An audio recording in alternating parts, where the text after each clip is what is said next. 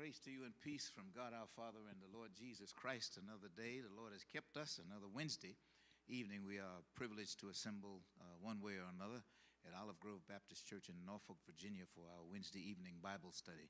Glad to have you join us and hope to have you participate. We greet those of you who are gathered in real life and those who are scattered.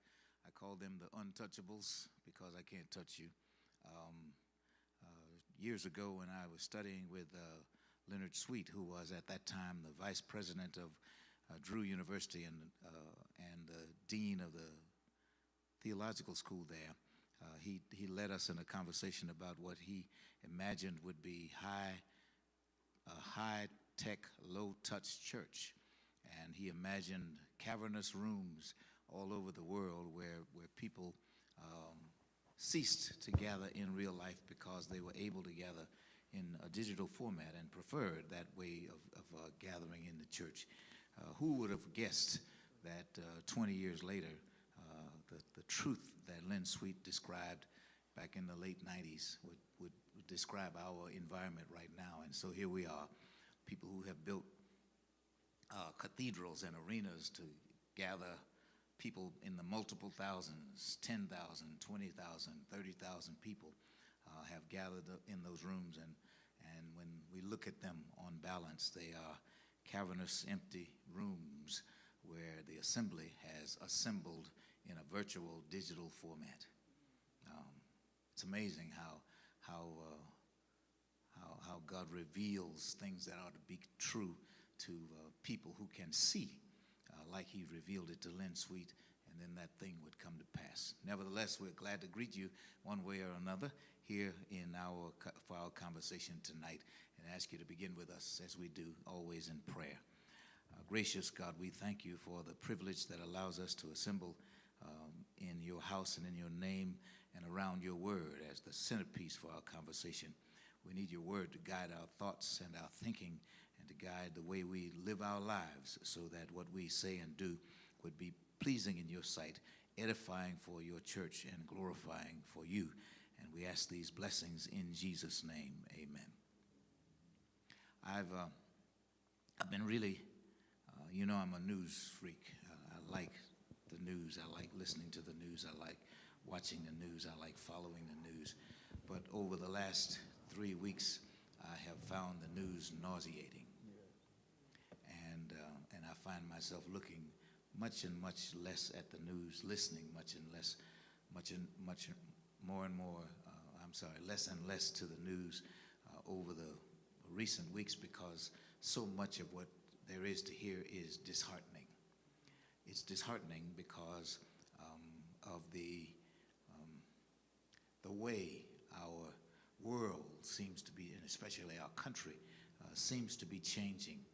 We have bragged for all of my life on being a leader among nations, bragged about our own moral positions, bragged about our own tendency to come to the aid of people who needed help, bragged about our values and the things that we seem to treasure in comparison to other nations in the world. We bragged about our wealth, our power, our military might, our standing in the world, how people respected and even feared this country for reasons that have often made us proud. We have songs that celebrate how good we are. Oh, beautiful for spacious skies, for amber waves of grain, for purple mountains, majesty above the fruited plain. America, the beautiful. We have songs that make us stand up tall and sing our national anthem. Oh, beautiful, what is it? Oh, say can you see by the dawn's early light what so proudly we hailed as the twilight's bright gleaming, whose broad stripes and bright stars through the perilous fight. Oh, the ramparts, and most of us don't even know what ramparts are. We watched. And so we sing these patriotic songs. We sing songs that celebrate how good we see ourselves and how the world looks, as it were, up to us as a great nation, as a leader among leaders. During the Vietnam War, there was a saying that when you ask soldiers why the United States was in Vietnam, the real slogan was to keep the world safe for democracy. But the sarcastics would say to keep the world safe from democracy. Who would have thought that by now, 50 years after the Vietnam War, we are talking about keeping the world safe from democracy, from the form of democracy practiced in Turkey or in Venezuela or in Russia, all of which call themselves democratic nations. And now, in this country, if I ask you the question, tell me when America was at its best as a nation. What was going on when America was at its best as a nation? Come on, Deacon. I see you reaching. You don't need my permission. I believe America was at its best when they were at war. At war? You mean in Afghanistan or Iraq? Whenever they're at war. America's at its best in Afghanistan and Iraq. Okay. All right. Why do you say that? Economy is good. Economy is good. People making money, so, pay raises, jobs. America's at its best when we're trying to tell people. Yeah. Well, I want to tell you, for the last 10 years, 12 years of the war in Iraq, I didn't get a raise. All right. I'm just saying. I don't know how many other people did, but you just gave me that opportunity to say that. I don't know did you get a raise during the Iraq war? You did. Yeah, most people don't have. I wish we could say that was true, but America's at its best when the economy is booming. I guess that's true, and the economy is booming when America's at war. Okay. I think America was at its best during the tragic times when 9/11,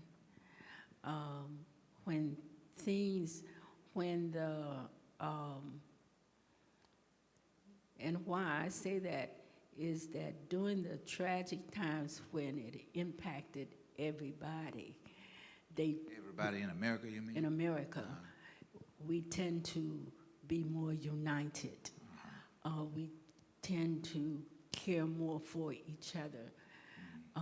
I think that's when America is best. And after we passed that, the churches got full. Everybody was looking to God for, and we look at our history, and tragedy brings everybody to that place. Yeah, America's at its best during tragedy, tragic times. So your husband says America's at its best during the best of times, and you say it's at its best during the worst of times. Y'all can fight about that on the way back to Virginia Beach. We will. You will? Who will win? Yeah. When is America at its best? When do you remember? When have you read about America at its best? We're talking about a nation that arose out of a journey, a transatlantic journey, where people, white people, traveled across the Atlantic Ocean and discovered a land with opportunity.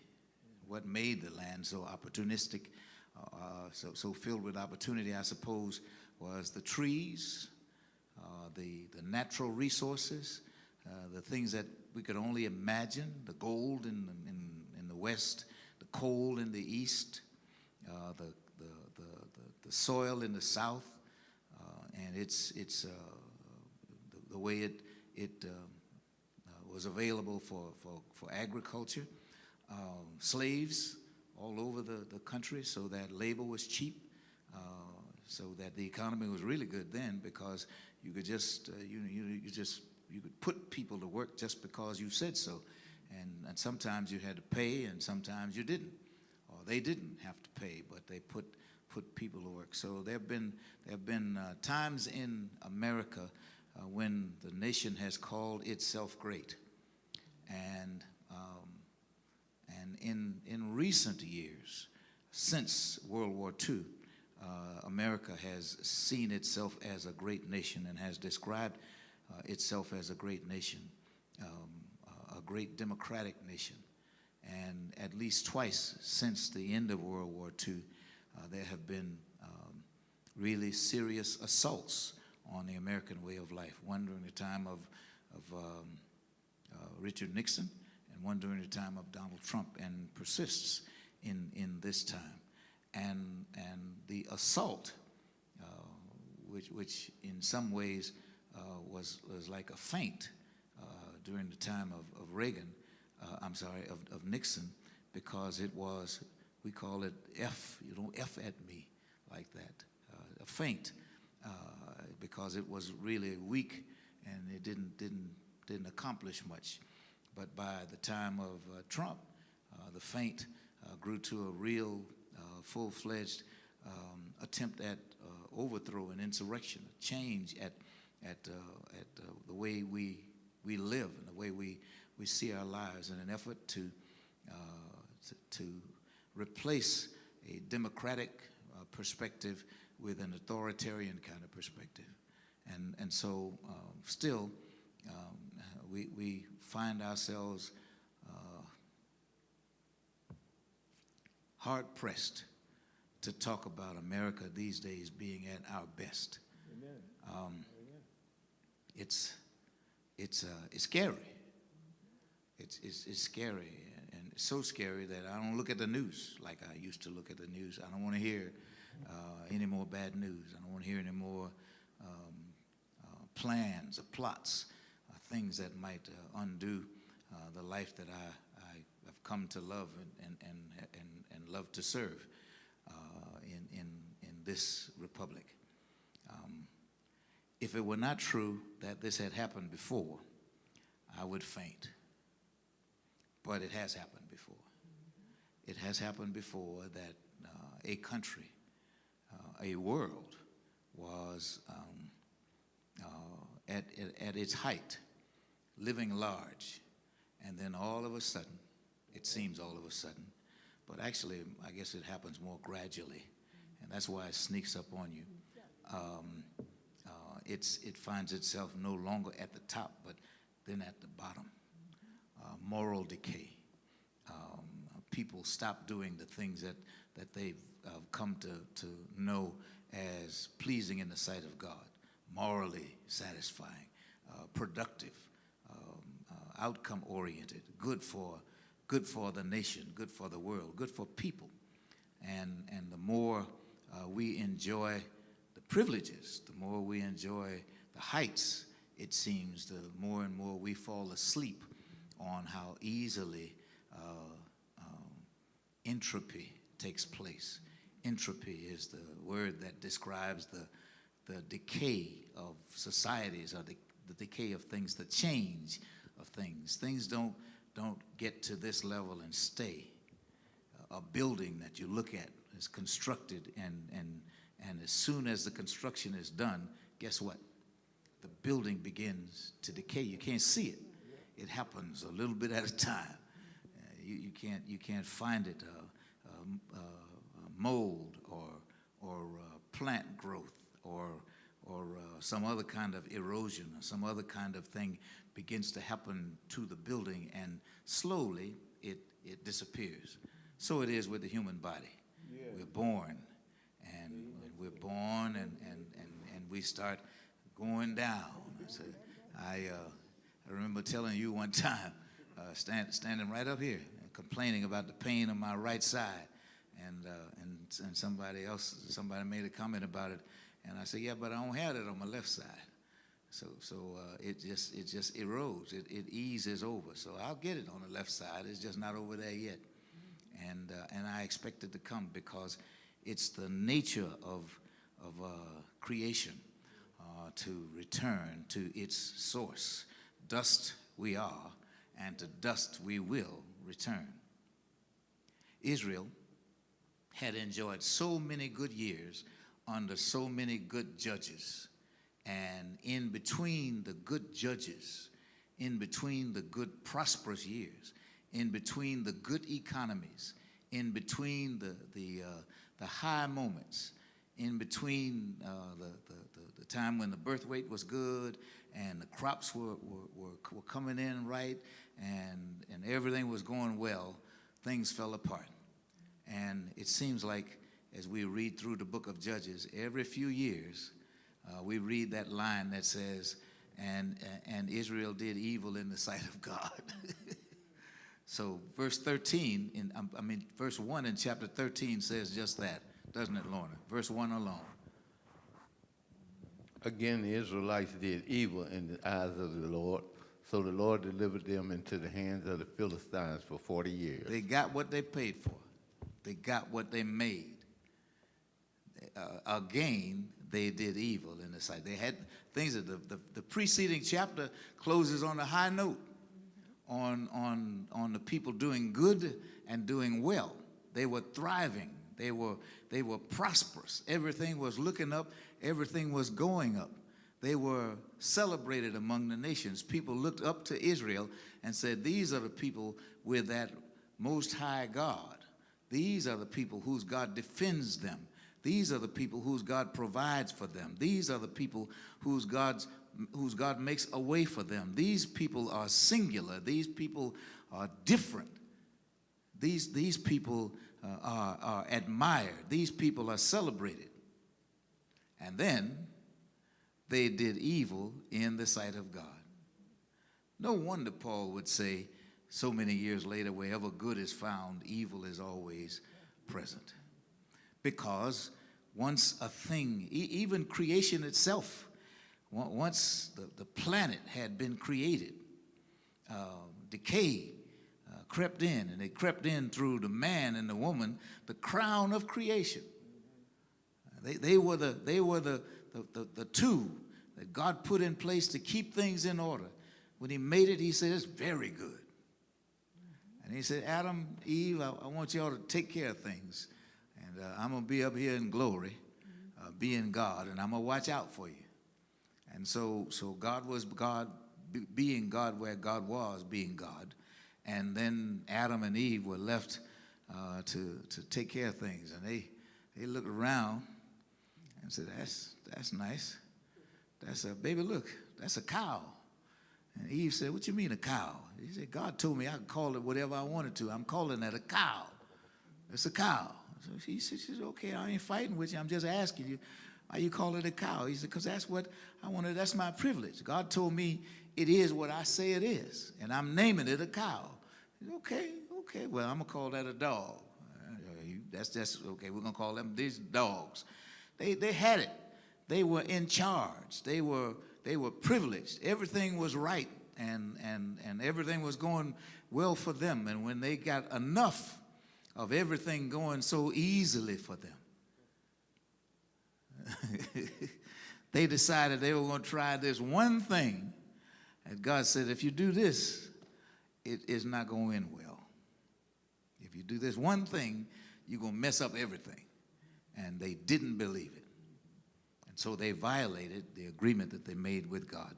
And where they had lived in blissful perfection, everything going their way. A man asked me that one time. As a man I knew, he greeted me one day. He said, is everything going your way? I said, that's a really nice greeting. I might say that sometime. I never said it, but until now. But it's a nice greeting. Is everything going my way? Is everything going your way? No? Okay, well, yeah. Is everything going your way? How about in the back? Is everything going your way? Is everything going your way? As long as I've lived, and that's a long time, everything has not gone my way. And I blame it on the violation of the plan when God said, so Adam and Eve, here's what I want y'all to do. Take care of things. Subdue the earth and replenish it. Be fruitful and multiply. You got that? Oh yeah, God, we got that. We got that. So I'm gonna disappear, and I'm gonna leave you in charge of this. Y'all got it? Yeah, we got it. We got it. We just go be God. And so God was off being God, and Adam and Eve met the devil and took up with him. And it hadn't gone well. Everything hadn't gone well ever since. So Adam's children sang Stokely's song, no, not everything. As Cain and Abel, is everything going your way? Well, no, not everything. Everything is not going our way because we do evil in the sight of God. God has a plan, and God gives us direction, guidance, resources, help. So you don't have to guess what to do. You don't have to guess how to do things, what needs to be done, because the plan is laid out. And if you follow the plan, you end up where you want to be. But if you don't follow the plan, then you'll end up in a different place. If you follow the plan, everything goes your way. If you don't follow the plan, everything does not go your way. So they did evil in the sight of God. And God made a decision because of their transgression to give them over to their enemies. If you don't pick the Lord's side and you decide that you want to go your own way, God will allow you to go your own way. You just got to be bad enough to make it on your own without God. And I've never met anyone who could make it on their own without God.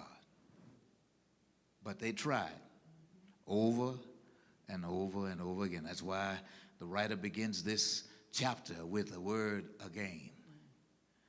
Again, they did evil in the sight of God. Yes, sir. You want to say something, or are you ready to read? You just want to read. You don't want to talk.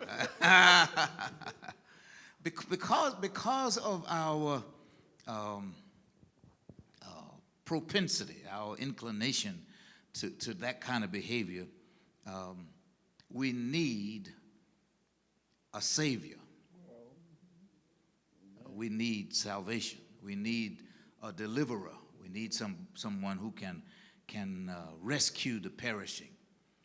We need someone who can come see about us in our distress and despair. We need someone who can get us back on the right path. So sometimes when we think about what we need, soldiers like Ron and me, we think what we need is an army. If I get an army, I can get this together. Because if I can get an army, I can get this together.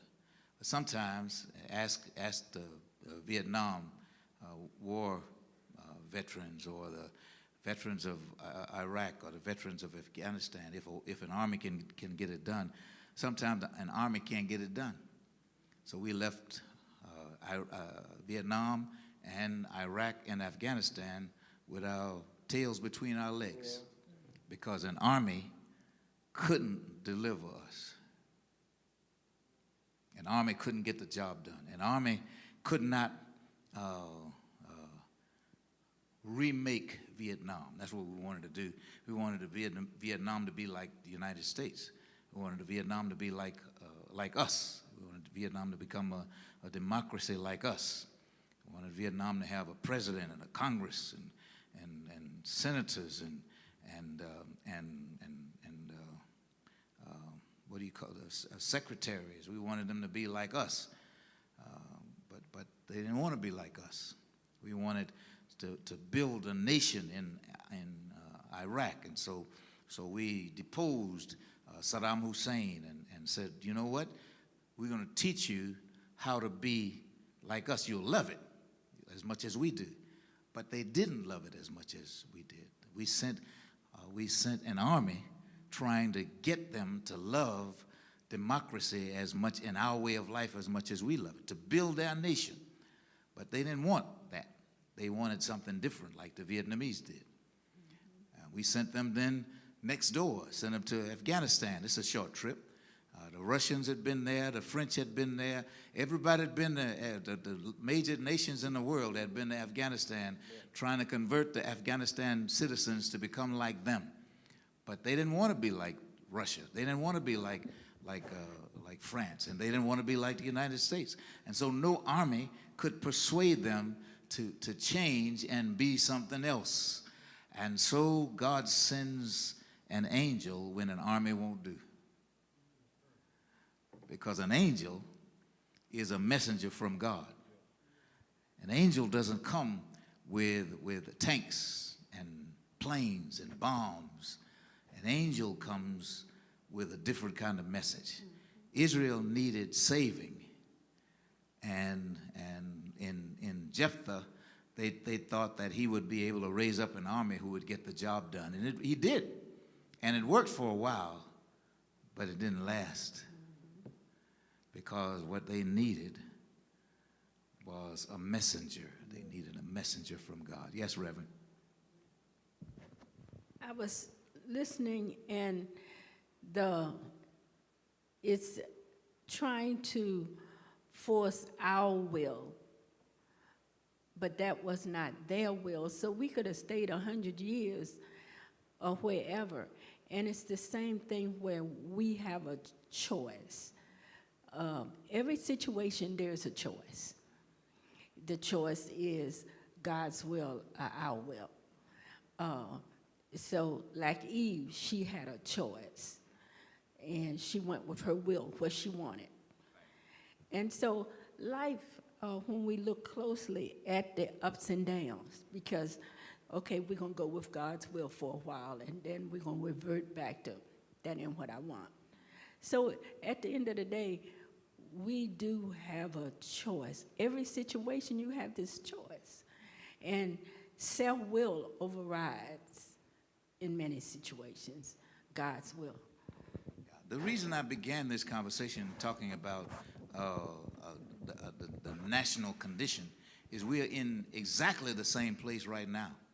What we've done is, after trying to impose our will in Vietnam and in Iraq and in Afghanistan and even in Korea, we've had more success in Korea than we have in those other places, even though Korea remains divided because only part of Korea was interested in our perspective and in our way of doing things.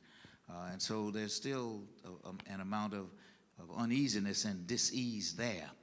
But I began this conversation talking about from a national perspective, because the national perspective begins in the person. It begins in us as individuals. And so I can turn off the news and watch the Andy Griffith Show, because I don't have to think about watching Andy Griffith. Andy Griffith is easy to watch. It's like watching Westerns. It's easy to see. The guy with the white hat's going to win. And that's the way it's going to turn out. Andy's going to do something bumbling and fumbling and profound, and the story will end up with Andy or somebody whistling. And that's how it's going to end up. And so everybody will live happily ever after. But in real life, at some time, I'm going to have to turn from Andy Griffith and turn from Wagon Train and turn from Have Gun Will Travel, and I'm going to have to turn on the real news. And on the real news, I have to face some real stuff in life. And again, where people will do evil in the sight of God. We've been doing well for a long time, and celebrated around the world, envied at one time, or it's from time to time. And so we say, let's act like slavery never happened. Let's act like we don't have any lowlights. Let's act like we didn't go to Vietnam. Let's act like we didn't side with, half of America didn't side with the Nazis, or didn't side with Trump. Act like that didn't happen, and let's go on. Yes, sir. Look at this text. The first beginning of it, when he said they sin again, Mm-hmm. that's us. Yeah. Because we get so comfortable doing what we do. But I also look at it like this here too. The Lord said he gave them to the hands of the enemy for 40 years. So it was like a probation period. So God's hand was still on them. Because he said he gave them over to them. So that gives us a real good shot that he haven't gave up on us. Praise the Lord for that. Because he just gave up. He wouldn't give a number. But he gave 40 years to them. So they can be in bonded again. It's like a wake-up call. Like you do a crime. You get time. You get out. And you say, well, I'm going to try it again. So that's what we do. We do the same stuff over and over again. We do. And I try to find consolation in that. But my oldest son will be 49 in a few days. And so if he got to wait 40 years for us to get our stuff together as a nation, so that God would smile on us like he does in the best of times, so that we would enjoy the kind of prosperity that we long for. 40 years, I'm too old to wait 40 years for things to get better for me. So I have to be very conscious of how I live in the world and my role in restoring it. So I don't need an army to rescue me. An army can't help me. So that's what some people are doing now, are buying as many guns as they can buy, and buy the biggest guns they can buy, the biggest magazines they can buy, so that we are arming ourselves against each other as though we were each other the enemy. So it's not an army. So we can raise a black army and a white army and a brown army and an army from all the different quarters of people who will decide to make themselves culturally polarized from each other. But armies won't save us. Our nation is not to be saved by militia. I don't care how many militias there are training and where they're training right now. And I know they're training all over the country. I know they got uniforms and secret handshakes and secret organizations and societies there. I know that they're organizing within the military. I saw recently a lieutenant colonel decided to forsake his own commission because he wants to throw in with the insurrectionists. I don't want my army retirement pay that I worked all these years to get. I don't want that. I don't want the status or standing that I have as a retired lieutenant colonel in the Army. What I want is to be known as a revolutionary who opposed what they did to what the left, as he said, did to poor Donald Trump. He's in the Army. Now, who was that four-star general who was Trump's in the cabinet for the national security? Yeah, the little short man. I don't even remember his name. Flynn, yeah, Mike Flynn. He was in the Army. Now, do you think Flynn was the only one in the Army with that perspective? Now that this colonel has identified himself and is going on Fox News to offer his perspective, it's scary. But we can't do it with an army. When the military was afraid that Trump would try to take over and deploy them against the citizens of the country, they got together and said, we ain't going to do it. But somebody's going to say yes. And so it's that decay that I describe that's happening, and it's happening to us and among us just like it happened in Israel in the days in Judges chapter 13. And the nation needs saving, and an army can't save us. Whose phone is that? Oh, okay. The Army can't save us. The Navy, the Marine Corps can't save us. No military can save us from what we need saving from. Because what we need saving from is not bullets and bombs. What we need saving from is the wiles of the devil, fiery darts. That's what we need saving. That's what Israel needed saving from. But they had a hard time trying to make their way. I want to see verses 2 to 5.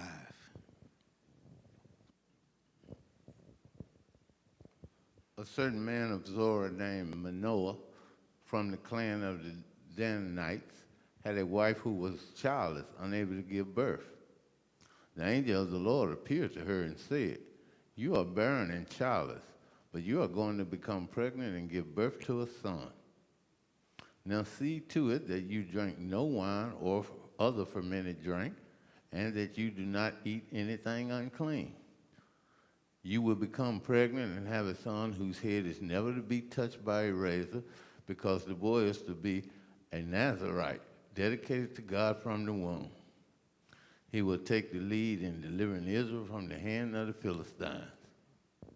What God deserves from us is the very best that we can offer to God.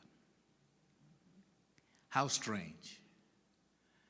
When God needed an operative in the world to promote God's will, to carry out God's plan, there was Abraham and there was Sarah, who was childless, barren, and God sent among them, or between them, a baby. Now, he could have sent a giant. He could have sent an army. He could have sent an angel.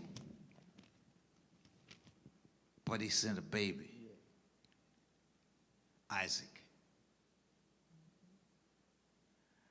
And in and through Isaac, the will of God is realized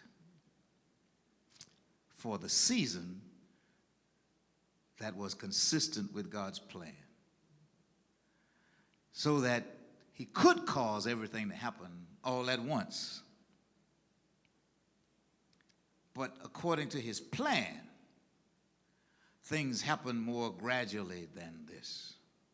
Most of us have a hard time with stuff that happens all at once. How many professional athletes do you know who grew up broke and busted and all of a sudden fell into millions of dollars, and the millions of dollars fell through their hands just like it had fallen in? Remember MC Hammer? Hammer had a lot of money for a minute. And Hammer he thought his money was enough for everybody. And so he tried to take care of everybody. And he discovered that you can't take care of everybody unless you have everything. And the only one who has everything is God. It's not Hammer. So you can't take care of everybody. You can try, but you are limited by your resources. And since you don't have everything at your disposal, there's a limit to what you can do. And so rather than suddenly bursting on the scene with a kind of a savior who could be what God could have done through Abraham and Sarah, he brings a baby and nurtures the will of God through generations. He could have done it all of a sudden with Hannah and Elkanah, but he didn't. Instead, he did it with Samuel. So according to God's plan, just don't try to get ahead of him.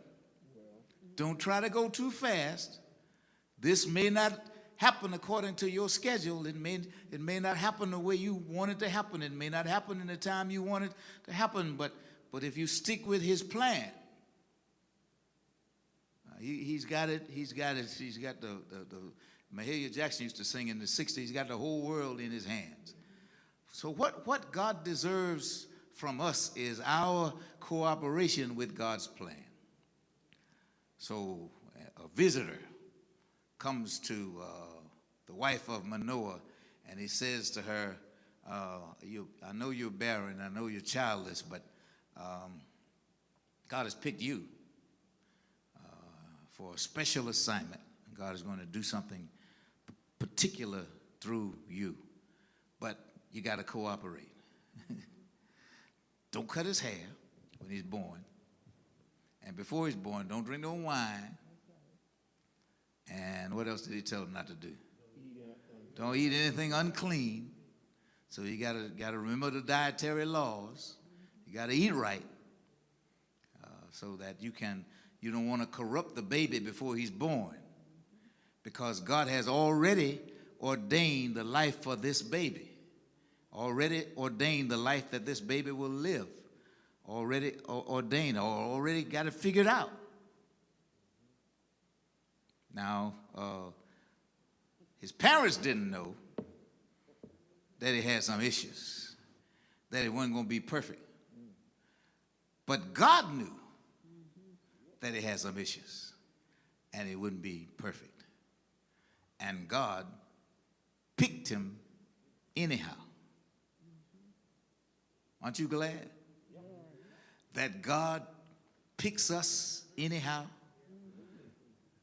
My sister said last Sunday, despite our issues, despite our limitations, despite our overestimations of our resources, because we count we count like preachers count church members.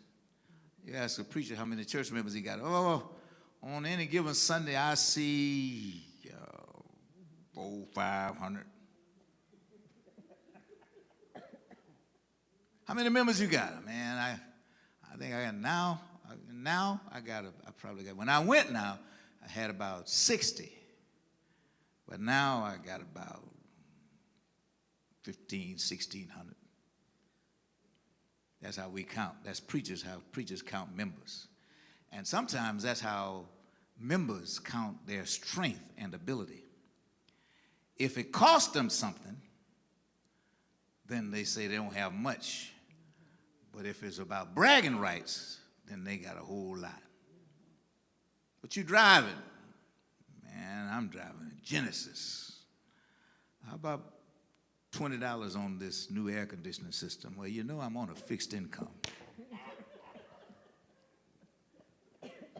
Like everybody not on a fixed income.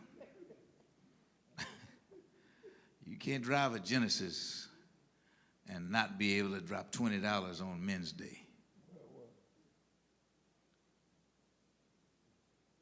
So, we have a way of incorrectly estimating our resources and lying about them when it's convenient to us. And so God says to this woman, I want you to live carefully. Don't eat anything unclean, and don't drink any wine. And when the baby's born, don't cut his hair. And don't let him touch anything dead. Don't let him touch anything unclean. And be careful about what you feed him, because I've got something for him to do, and it calls for him being uncorrupted. And if you corrupt him before he comes out of his mother's womb, you messed up my plan. But God deserves the best that we can offer. And so what we offer is a desire, a willingness to cooperate with God's plan. Yes, Reverend. And both of these situations where you spoke of Sarah and Abraham, they were barren. And the angel came to both of them. And both of them desired these sons. But when God gives us what we desire in both of these situations, are we willing to, we can see they were willing, the men were. The mother, I can't say Sarah, well, give them back to God. Because to be fully committed when you carry this child, to do it like God say do it. And then when the child is born, to be fully committed to raise it like God say raise it? Are we willing to give back to God when God has given us? Yeah, and certainly in the case of this of Hannah, she was willing. Matter of fact, that was the arrangement, that was the agreement she made with God. If you give me this child, I promise I'm gonna give him back to you. And so she kept her word. God kept his end, and she did everything in her ability to keep her end, even though people thought she was crazy when she was talking to God. People are likely to think you're crazy when you deal with God on the way you deal with him, but I'm glad that he deals with us the way he deals with us and not the way we deal with him. Yeah, so here's this instance where a woman, I wish it was true that everyone who gets pregnant would be pregnant with a thought in mind that the fruit of the womb is a gift from God.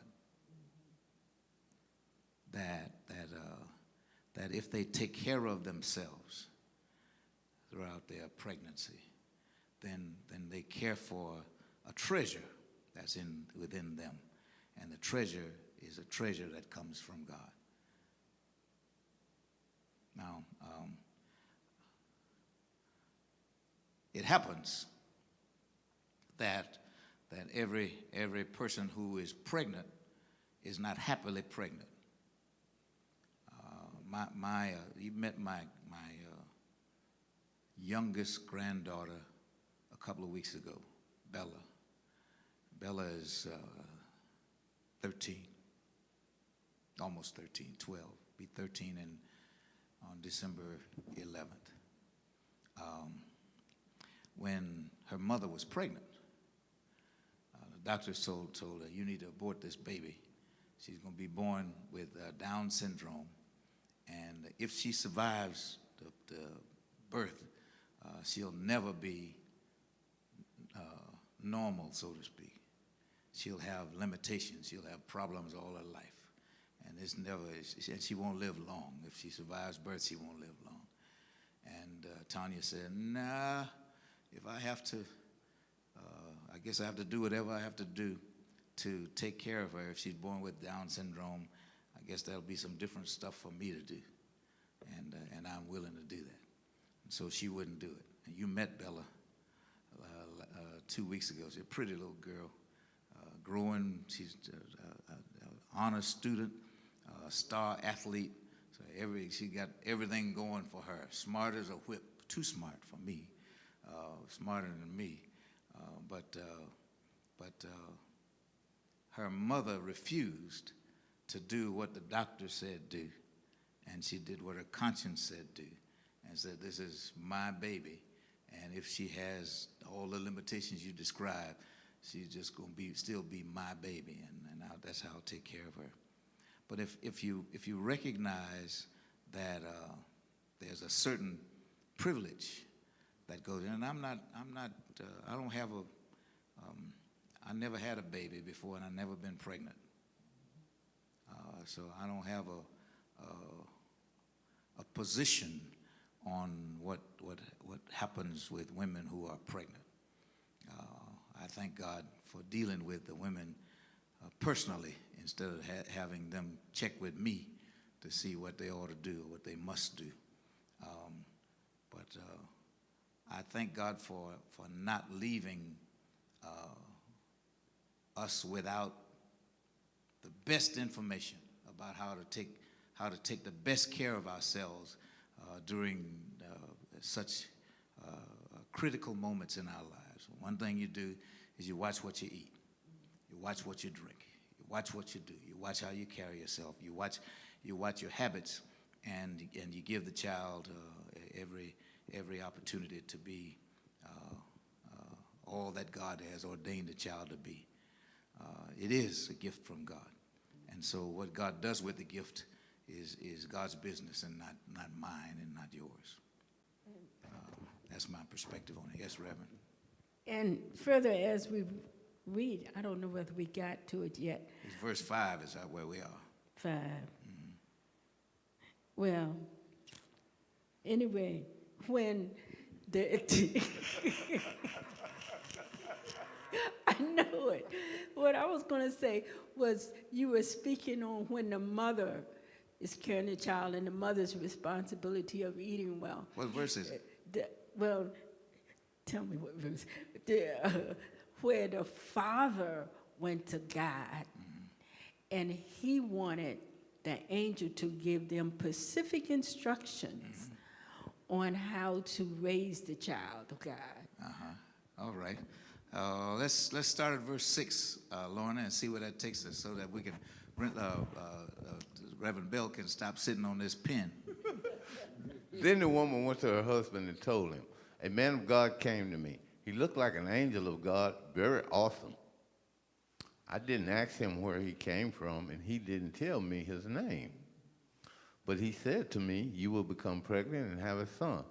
Now then, drink no wine or fermented drink, and do not eat anything unclean, because the boy will be a Nazarite of God from the womb until the day of his death.' Then Manoah prayed to the Lord, 'Pardon your servant, Lord. I beg you to let the man of God you sent to us come again to teach us how to bring up the boy who is to be born.' God heard Manoah, and the angel of God came again to the woman while she was out in the field. But her husband Manoah was not with her. The woman hurried to tell her husband, 'He's here, the man who appeared to me the other day.' Manoah got up and followed his wife. When he came to the man, he said, 'Are you the man who talked to my wife?' 'I am,' he said. So Manoah asked him, 'When your words are fulfilled, what is to be the rule that governs the boy's life and work?' The angel of the Lord answered, 'Your wife must do all that I've told her. She must not eat anything that comes from the grapevine, nor drink any wine or other fermented drink, nor eat anything unclean. She must do everything I have commanded her.'" Okay, let's hold on right there.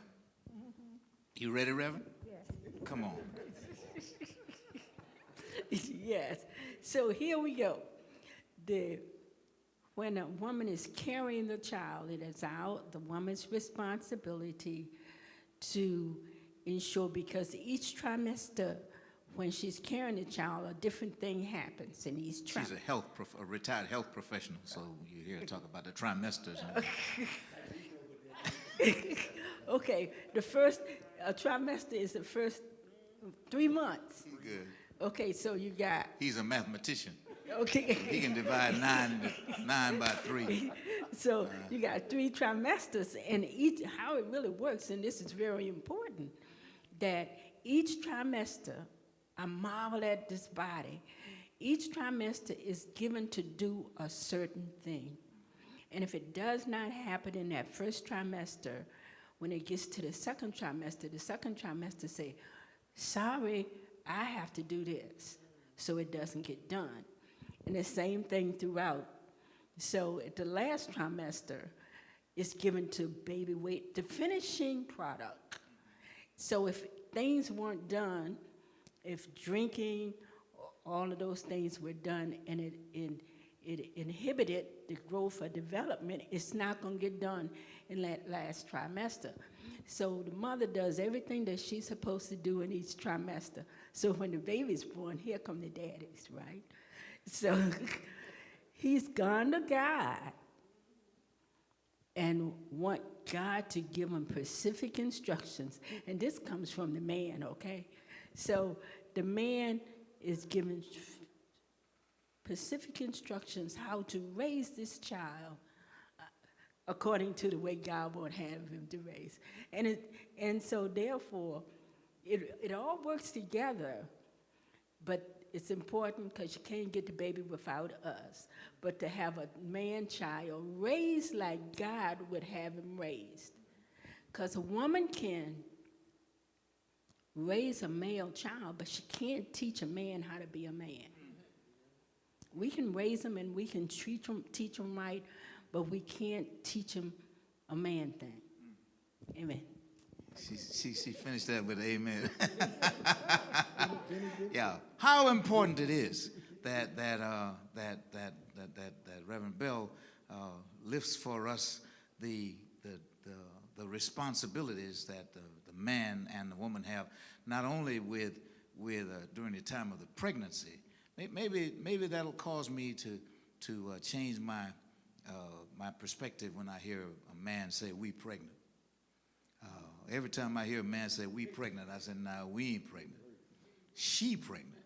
You ain't pregnant." Maybe that'll cause me to change my perspective because based on the way you've just described it, and the way Manoah has approached his wife, he said, "Now I want to really understand the directions that you got from this man of God who came to you. Tell him to come and say those same things to me."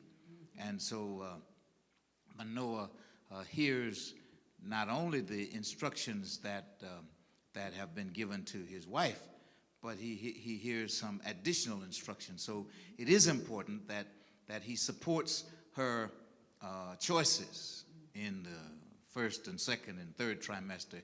It is important that when the bones are being formed and the skin is being formed and the organs are being formed, that he support what she does, because during that phase of construction, so to speak, there is some foundational work that needs to be done.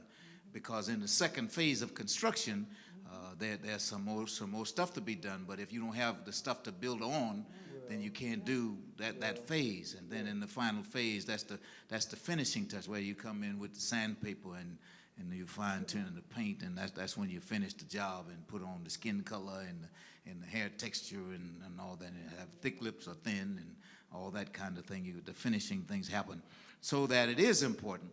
But the work isn't done just because the child has been delivered, and Manoah seems to catch on to that, and so he asks for. So now when the baby gets here, what are we supposed to do?